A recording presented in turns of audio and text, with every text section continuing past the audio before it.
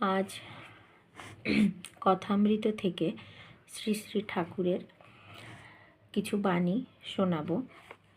অষ্টম পরিচ্ছদ থেকে। দক্ষিণেশ্বরে কেদারের উৎসব। দক্ষিণেশ্বর মন্দিরে ঠাকুর শ্রীরামকৃষ্ণ কেদারাদি ভক্ত সঙ্গে কথা কহিতেছেন।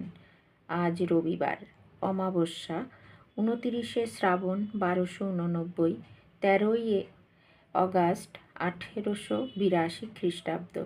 বেলা 5টা হইবে।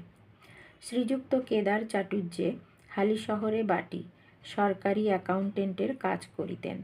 অনেক দিন ঢাকায় ছিলেন। সে সময়ে শ্রীযুক্ত বিজয় গোস্বামী তাহার সহিত সর্বদা শ্রীরামকৃষ্ণের বিষয়ে আলাপ করিতেন। ঈশ্বরের কথা শুনিলেই তাহার চক্ষু অশ্রুপূর্ণ হইত। তিনি পূর্বে ব্রাহ্ম সমাজভুক্ত ছিলেন। ঠাকুর নিজের ঘরের দক্ষিণের বারান্দায় ভক্ত সঙ্গে বসিয়া আছেন। রাম, মনমোহন, সুরেন্দ্র, রাখাল, ভবনাথ ও মাস্টার প্রভৃতি অনেক ভক্তের উপস্থিত আছেন। কেদার আজ উৎসব করিয়াছেন। সমস্ত দিন আনন্দে অতিবাহিত হইতেছে। রাম একটি ওস্তাদ আনিয়াছিলেন, তিনি গান গাহিয়াছেন। গানের সময় ঠাকুর সমাধিস্থ হইয়া ঘরের ছোট্ট খাটটিতে বসিয়াছিলেন।